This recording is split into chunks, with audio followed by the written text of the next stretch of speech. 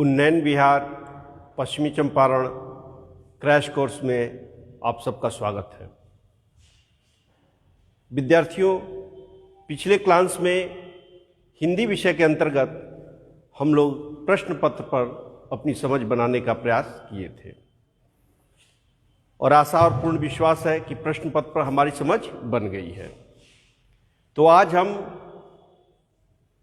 पुनरावृत्ति के साथ साथ प्रश्न पत्र के उस भाग को भी देखेंगे जहां से प्रतिवर्ष वस्तुनिष्ठ प्रश्न के रूप में प्रश्न पूछे जाते हैं और बहुत कम परिश्रम से हम वो अंक हासिल कर सकते हैं। तो हम पुनरावृत्ति के अंतर्गत एक बार पुनः चर्चा करना हम चाहेंगे कि प्रश्न पत्र को हम लोगों ने दो खंडों में बांट के देखा था, खंड अ और खंड ब। खंड अ के अंतर्गत हम लोगों ने जाना था कि 60 वस्तुनिष्ठ प्रश्न पूछे जाते हैं। इन 60 वस्तुनिष्ठ प्रश्न में से 50 प्रश्नों का उत्तर हमें देना होता है और प्रत्येक प्रश्न के लिए एक अंक निर्धारित होता है। और ये जो प्रश्न पूछे जाते हैं वस्तुनिष्ठ, ये गोधुली भाग 2, वर्णिका भाग 2 और हिंदी व्याकरण, तीनों जगह से इसमें प्रश्न समाहित रहते हैं। आवेदन पत्र लेखन और संवाद लेखन, ये 3 प्रश्न में से कोई 2 प्रश्न रहते हैं और इन 2 प्रश्न में से किसी एक प्रश्न के उत्तर हमें देने होते हैं।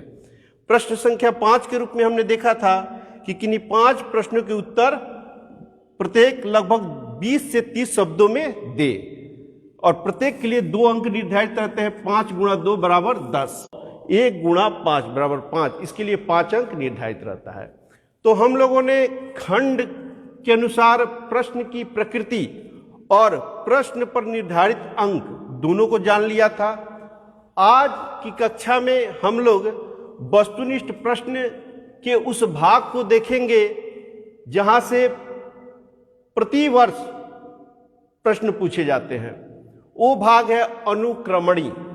आपके पाठ्य पुस्तक में सबसे पहले आप जब पाठ्य पुस्तक को खोलेंगे, वो गोधली हो या वर्णिका हो, तो एक पेज में दिया हुआ है अनुक्रमणी।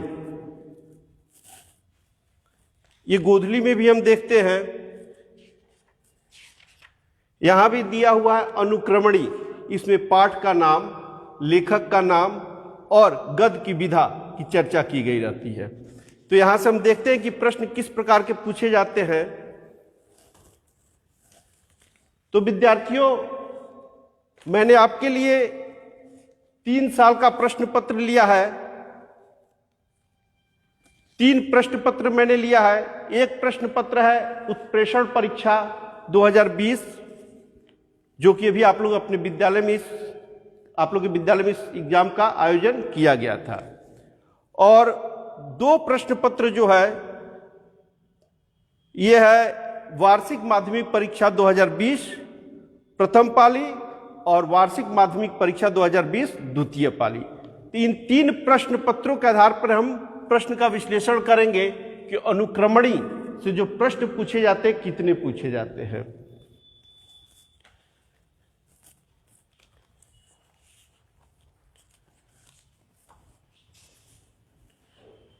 तो पहले मैं आप लोग के सामने प्रश्न की चर्चा कर रहा हूं, फिर मैं अनुक्रमणी पर चलूंगा। तो देखते हैं प्रश्न किस प्रकार के पूछे जाते हैं। पहला प्रश्न यह है माध्यमिक उत्प्रेषण परीक्षा 2020। आप लोग पास प्रश्न पत्र होगा, आप लोग इसे देख सकते हैं। श्रम विभाजन और जाति प्रथा निबंध किसके द्वारा लिखा गया है? अगला प्रश्न, विष के दांत कहानी के लेखक हैं? वस्तुनिष्ठ में 4 ऑप्शन आपके सामने दिए गए रहते हैं, उसमें से किसी एक को आपको सही उत्तर को चयन करना होता है। अगला प्रश्न, परंपरा का मूल्यांकन किसकी रचना है? उसके बाद है श्रीनिवास जी का पूरा नाम क्या है? अगला क्वेश्चन हम देखते हैं, परंपरा का मूल्यांकन है कहानी, निबंध, नाटक, उपन्यास। ये 4 ऑप्शन आपके सामने रहेंगे। परंपरा का मूल्यांकन है कहानी, निबंध, नाटक, उपन्यास। जो सही है उसके उत्तर आपको देने हैं। अगला क्वेश्चन है, जित जित मैं निरखत हूं पाठ के लेखक कौन है? अगले प्रश्न की तरफ देखते हैं, हम जाते हैं। मछली कहानी के लेखक आगे नौबत खाने में इबादत है, और 4 ऑप्शन जो आपके लिए दिया गया है, व्यक्ति चित्र, कहानी, रेखा चित्र, संस्मरण। ये है माध्यमिक उत्प्रेषण परीक्षा 2020। तो ये अनुक्रमणी से 8 प्रश्न पूछा गया है आपके सामने। आगे हम देखते हैं, ये प्रश्न पत्र है वार्षिक माध्यमिक परीक्षा 2020। इसमें हम देखते हैं क्या पूछा गया है। कविता का हिंदी रूपांतर किसने किया? अगला प्रश्न, जनतंत्र का जन्म शीर्षक कविता के कवि का क्या नाम है? अगला प्रश्न, सातकोड़ी होता कथाकार हैं। शिक्षा और संस्कृति किसकी रचना है? भारत से हम क्या सीखे क्या है? 4 ऑप्शन है आपके सामने, निबंध, कहानी, भाषण और व्यक्ति चित्र। अगला प्रश्न है, श्रम विभाजन और जाति प्रथा के लेखक कौन है? तो वार्षिक माध्यमिक परीक्षा 2020 में अनुक्रमणी से कुल 8 प्रश्न पूछे गए हैं। ये जो जांच परीक्षा था इसमें भी 8 प्रश्न, 2020 वार्षिक माध्यमिक परीक्षा में भी 8 प्रश्न, और पुनः हम देखते हैं 2020 का ही प्रश्न पत्र, इसमें अनुक्रमणी से कितने प्रश्न पूछे गए हैं। अमरकांत लिखित कहानी का नाम है, आपको सही जवाब देने हैं। नगर शीर्षक कहानी के लेखक कौन है? अगला प्रश्न, नागरी लिपि शीर्षक पाठ साहित्य की कौन विधा है? आगे, स्वदेशी शीर्षक पाठ के रचनाकार हैं। आगे हम देखते हैं, जित जित मैं निरखत हूं पाठ साहित्य की विधा है। और आगे प्रश्न है, ईश्वर पेटलीकर किस भाषा के कथाकार हैं? आगे प्रश्न पूछा गया है, एस रंगराजन वास्तविक नाम है। 4 ऑप्शन रहेगा, एस रंगराजन वास्तविक नाम किसका है, ये पूछा जा रहा है आपसे। तो एस रंगराजन वास्तविक नाम है। तो ये प्रश्न पढ़ने के पीछे मेरा उद्देश्य सिर्फ ये था कि आज की कक्षा में हम ये देखेंगे कि अनुक्रमणी से किस तरह के प्रश्न पूछे जाते हैं, और अनुक्रमणी के प्रश्न को देखने के बाद आगे हम जानेंगे कि लेखक परिचय से कितने प्रश्न पूछे जाते हैं। तत्पश्चात हम लोग जानेंगे कि पाठ परिचय से कितने प्रश्न पूछे जाते हैं, और उसके पश्चात हम लोग जानेंगे पाठ से कितने प्रश्न पूछे जाते हैं। तो यदि इस रणनीति के तहत हम लोग अपने तैयारी करें तो तैयारी हमारे लिए काफी आसान हो जाएगी। तो अनुक्रमणी पर जो प्रश्न अभी हमने पढ़ा, आपके पास प्रश्न पत्र हो तो सामने खोल लीजिए। मैं देखता हूं कि अनुक्रमणी में ये प्रश्न कहाँ है। तो आइए हम चार्ट के माध्यम से समझने का प्रयास करते हैं और इन प्रश्नों का हल करने का प्रयास करते हैं।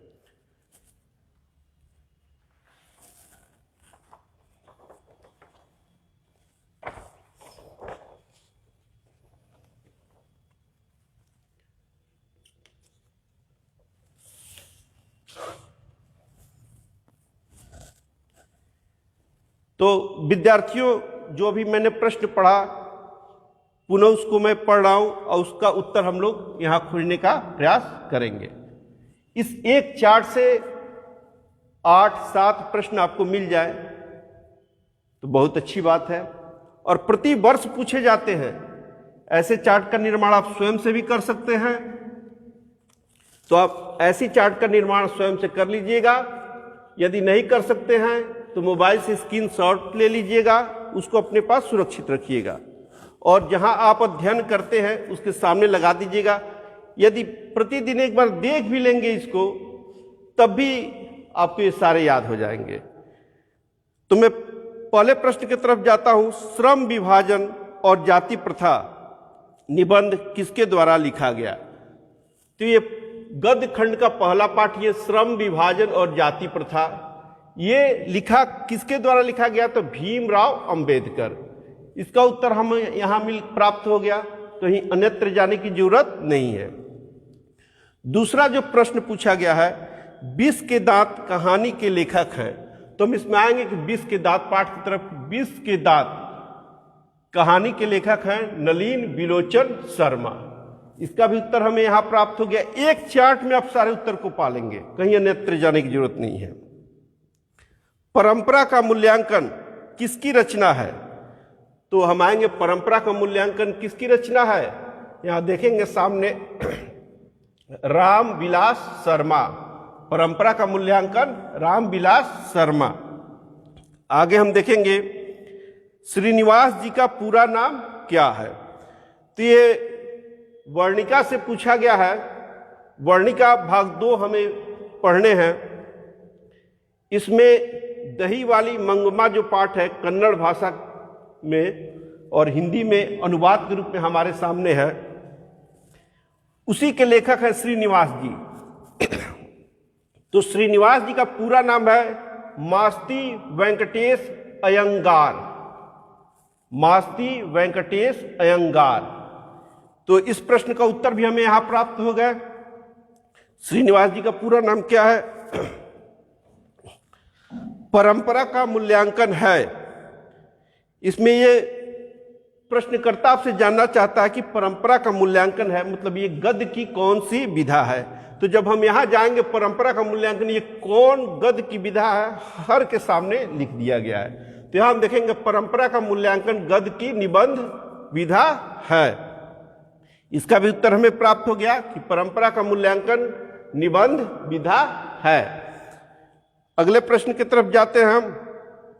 जित जित मैं निरखत हूं पाठ के लेखक कौन हैं? तो इस पाठ की तरफ मैं आता हूं। जित जित मैं निरखत हूं पाठ के लेखक कौन हैं? पंडित बिरजू महाराज। ये साक्षात्कार है। जित जित मैं निरखत हूं पंडित बिरजू महाराज। अगले प्रश्न की तरफ हम लोग जाते हैं। मछली कहानी के लेखक कौन हैं? तो हम यहां आते हैं मछली कहानी, इसके लेखक का नाम क्या है? विनोद कुमार शुक्ल। मछली कहानी के लेखक का नाम है विनोद कुमार शुक्ल। तो इस प्रश्न का उत्तर भी हमें प्राप्त हो गया। नौबत खाने में इबादत है। प्रश्नकर्ता आपसे यहां जानना चाहता है कि नौबत खाने में इबादत है। जब आप ऑप्शन देखेंगे, विकल्प को देखेंगे तो आप खुद प्रश्न को समझ जाएंगे। तो विकल्प के रूप में है व्यक्ति चित्र, कहानी, रेखा चित्र और संस्मरण। तो हम देखेंगे नौबत खाने में इबादत क्या है? व्यक्ति चित्र। कौन गद्य की विधा है सब लिख दिया गया है। तो इसलिए आपको सब को रट लेने होंगे, पढ़ लेने होंगे, समझ लेने होंगे। तो इस तरह से जो उत्प्रेषण परीक्षा 2020 है उसमें 8 प्रश्न इससे लिए गए हैं, इस एक पेपर से। आगे जिन प्रश्नों का मैं चर्चा कर रहा हूं वार्षिक माध्यमिक परीक्षा 2020 उसमें जो प्रश्न थे उसके भी उत्तर हमें यहां मिल जाएंगे। जितने प्रश्न मैंने आपके समक्ष रखा सारे के उत्तर यहां मिल जाएंगे और कुछ अन्य नए प्रश्न भी इस पे बन सकते हैं। तो पहले इतने पे अपने आपको हम अपनी समझ को बना लें तो पुनः आगे चलते हैं। तो देखते हैं प्रश्न को। विष के दांत कहानी के रचयिता कौन है? तो हम यहां आएंगे। विष के दांत कहानी के रचयिता कौन है? नलिन बिलोचन शर्मा। नलिन बिलोचन शर्मा। नागरी लिपि के लेखक हैं। तो हम आते हैं पाठ संख्या 5 पे। नागरी लिपि के लेखक कौन है? गुणाकर मूले। गुणाकर मूले। इस प्रश्न का उत्तर भी मिल गया। ऐसे मैंने प्रश्न को अलग अलग भागों में बांटा है कि अनुक्रमणी से कितने प्रश्न पूछे जाते हैं, लेखक परिचय से कहां से कितने प्रश्न पूछे जा रहे हैं, पाठ परिचय से कितने पूछे जा रहे हैं। क्रमशः आपके सामने मैं आऊंगा हर टॉपिक को लेके। आज हम पहले इसको देख लें। अगला प्रश्न मेरा है, मेरे बिना तुम प्रभु कविता का हिंदी रूपांतर किसने किया? तो ये देखेंगे हम कि मेरे बिना तुम प्रभु ये लिखा हुआ है रेनर मारिया रिल्के, लेकिन इसका हिंदी रूपांतरण धर्मवीर भारती द्वारा किया गया है।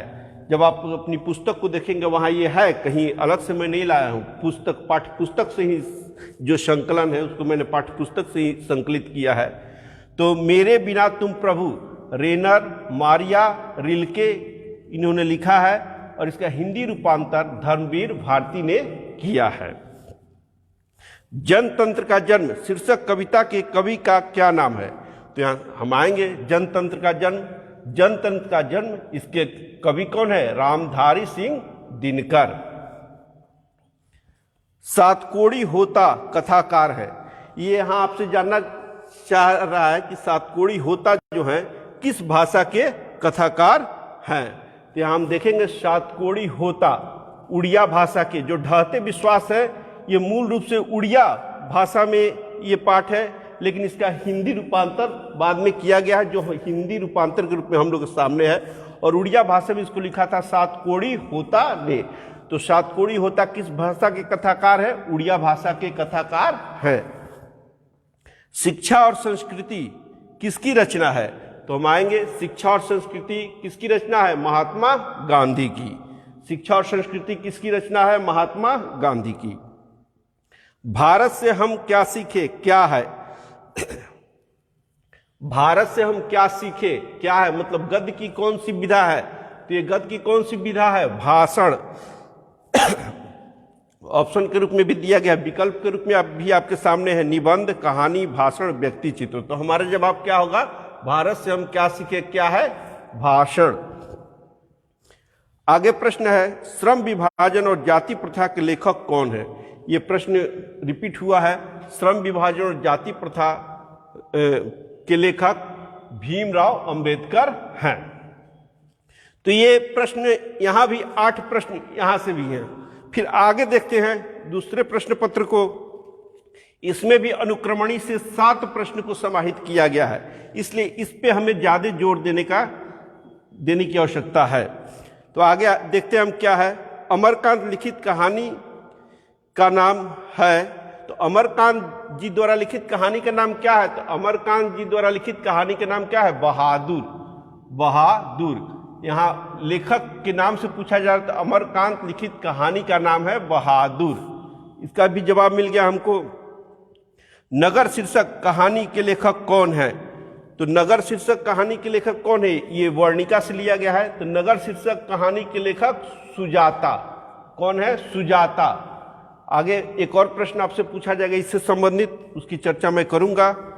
नागरी लिपि शीर्षक पाठ साहित्य की कौन सी विधा है? यहाँ विधा जानना चाह रहा है प्रश्नकर्ता आपसे। तो नागरी लिपि को हम देखेंगे कि नागरी लिपि जो है ये साहित्य की कौन सी विधा है। तो नागरी लिपि साहित्य की कौन सी विधा है? निबंध विधा है। नागरी लिपि साहित्य की कौन सी विधा है? तो निबंध विधा है। आगे हम देखते हैं, स्वदेशी शीर्षक पाठ के रचनाकार हैं।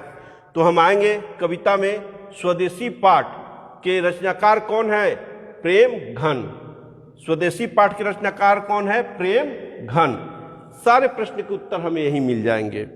आगे देखता हूं, जित जित मैं निरखत हूं पाठ साहित्य की विधा है। जित जित मैं निरखत हूं पाठ साहित्य की विधा है। ये कौन सी विधा है? साक्षात्कार। साक्षात्कार।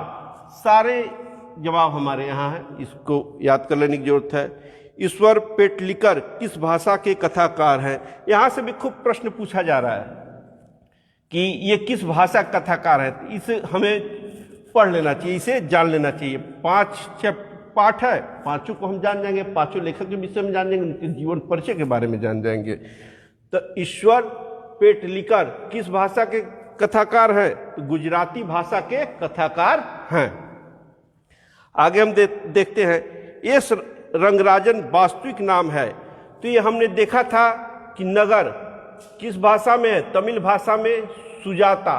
और इस सुजाता का जो पूरा नाम है, वास्तविक नाम है, एस रंगराजन है। तो ये सारे प्रश्न के उत्तर हमें मिल गए। तो ये तो रहे प्रश्न पत्र के अनुसार प्रश्न जो आपके समक्ष मैंने चर्चा किया। लेकिन इन प्रश्नों के आसपास भी आपको पढ़ लेने पड़ेंगे और जान लेने पड़ेंगे, क्योंकि हो सकता है कि एक बार सुजाता का वास्तविक नाम पूछा गया तो दूसरी बार श्रीनिवास का वास्तविक नाम आपसे पूछ दिया जाए, या पूरा नाम इनका पूछ दिया जाए, या इस पाठ का हिंदी में अनुवाद किसने किया, किसी दूसरे पाठ से भी पूछा जा सकता है। तो एक प्रश्न के लिए आपको सबको तैयार कर लेना होगा कि मतलब प्रश्न की प्रकृति क्या है, इससे आपको जानकारी हो गई और उस प्रकृति के आधार पर आप ये चार्ट के आधार पे आप तैयारी कर लीजिएगा। और प्रति वर्ष 7-8 प्रश्न आपसे पूछे जा रहे हैं और एक अनुक्रमणी से, तो हमें नहीं लगता कि बहुत ज़्यादा समय आपको चाहिए इसको तैयार करने में। काफ़ी कम समय में आप 7-8 अंक हासिल कर सकते हैं। आगे की कक्षा में जब हम लोग मिलेंगे तो लेखक परिचय से जितने प्रश्न पूछे गए हैं, पहले उस प्रश्न पे हम लोग चर्चा करेंगे, पुनः उसका उत्तर ढूंढने का हम लोग प्रयास करेंगे कि ये कहाँ है इनके उत्तर, और साथ ही साथ ये भी जानने का प्रयास करेंगे कि इनके आधार पर और नए प्रश्न का निर्माण हम कैसे कर सकते हैं। यदि इस अनुसार हम अपनी तैयारी करेंगे तो तैयारी हमारे लिए आसान हो जाएगी और रोचक भी हो जाएगी। तो तब तक के लिए धन्यवाद विद्यार्थियों।